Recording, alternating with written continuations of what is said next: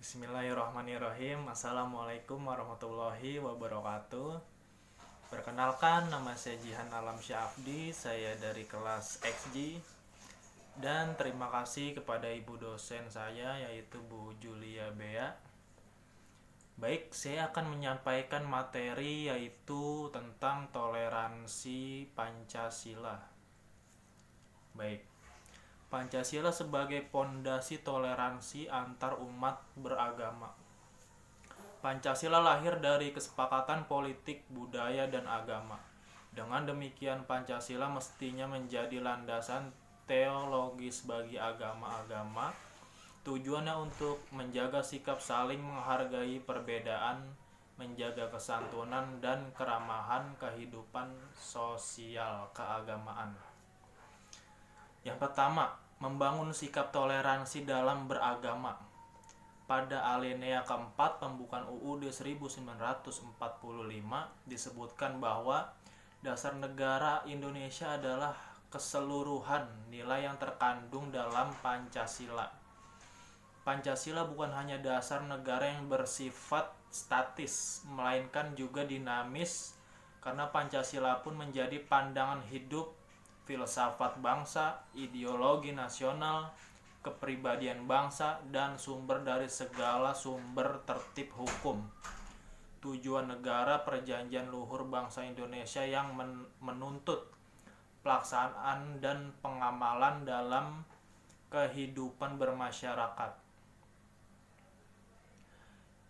Maka mengamalkan dan mengamankan Pancasila sebagai dasar negara mempunyai sifat imperatif atau memaksa. Oleh karenanya, setiap warga negara Indonesia harus tunduk dan taat kepadanya. Jadi seiring dengan perkembangan zaman dan kemajuan teknologi yang sangat pesat seperti ini, nampaknya nilai-nilai Pancasila cenderung mulai berubah dan dilupakan oleh sebagian masyarakat kita. Ini tercermin dari berbagai banyak sifat dan pola pikir yang ditunjukkan masyarakat yang tidak sesuai dengan nilai-nilai luhur Pancasila. Istilah ketuhanan dalam sila pertama berasal dari kata Tuhan, yaitu Allah, pencipta segala yang ada di muka bumi ini termasuk semua makhluk. Yang Maha Esa berarti yang Maha Tunggal. Tiada sekutu, Esa dalam zatnya, Esa dalam sifatnya, Esa dalam perbuatannya. Artinya bahwa zat Tuhan tidak terdiri dari zat-zat yang banyak lalu menjadi satu. Bahwa sifat Tuhan adalah sempurna, bahwa perbuatan Tuhan tidak dapat disamai dengan siapapun. Jadi, ketuhanan yang Maha Esa mengandung pengertian dan keyakinan adanya Tuhan yang Maha Esa pencipta alam semesta beserta isinya.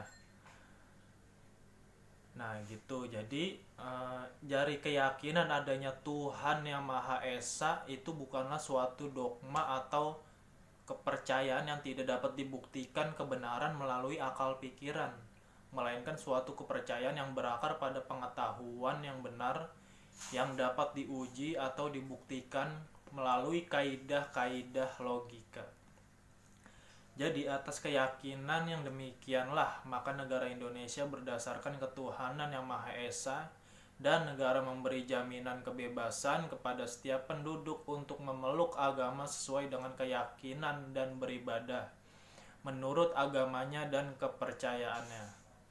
Bagi dan di dalam negara Indonesia ada sikap dan perbuatan yang anti ketuhanan yang Maha Esa dan anti keagamaan yang serta tidak diperbolehkan atau tidak dibolehkan adanya paksaan agama. Dengan kata lain, di negara Indonesia tidak ada paham kayak meniadakan agama tuh seperti kayak ateisme. Itu nggak boleh di Indonesia, dilarang. Dari pembahasan di atas dapat kita simpulkan bahwa penyebab terjadinya penyimpangan sila ketuhanan yang Maha Esa di Indonesia salah satunya adalah karena Pancasila sebagai ideologi, falsafah, dasar negara, serta sebagai pandangan hidup. tidak dapat dipahami dan dihayati secara menyeluruh oleh bangsa ini. Dengan era teknologi ini juga sangat banyaknya berita palsu atau hoax yang membuat masyarakat itu jadi cepat panas dan bingung. Jadi kadang-kadang kita nge-share berita ini, tiba-tiba kita yang kagak tahu beritanya asli apa palsu tuh biasanya orang-orang awam itu langsung nyebarin ke grup WA, sosmed, Facebook dan lainnya gitu. Jadi banyak masyarakat kita itu yang terbawa cepat, apa ya namanya, berita hoax itu cepat menyebar padahal kita nggak tahu itu bener apa salah. Nah, membuat masyarakat jadi bingung apakah ini benar apa ini enggak. Jadi hal tersebut mengakibatkan secara tidak langsung membuat kita terpicu untuk ikut melawan Pancasila. Makna sebenarnya dari sila ketuhanan yang Maha Esa adalah bahwa segala aspek penyelenggaraan hidup bernegara harus sesuai dengan nilai-nilai yang berasal dari Tuhan. Faktor lainnya yaitu lembaga keagamaan di Indonesia seringkali masih menguntungkan agama-agama tertentu. Hal ini tentu saja memunculkan rasa ketidakadilan terhadap penganut agama yang tidak dominan dan memacu terjadinya konflik antar agama. Ya baik, itu aja sih penjelasan dari saya mengenai toleransi tentang Pancasila yang ada di Indonesia. Terima kasih.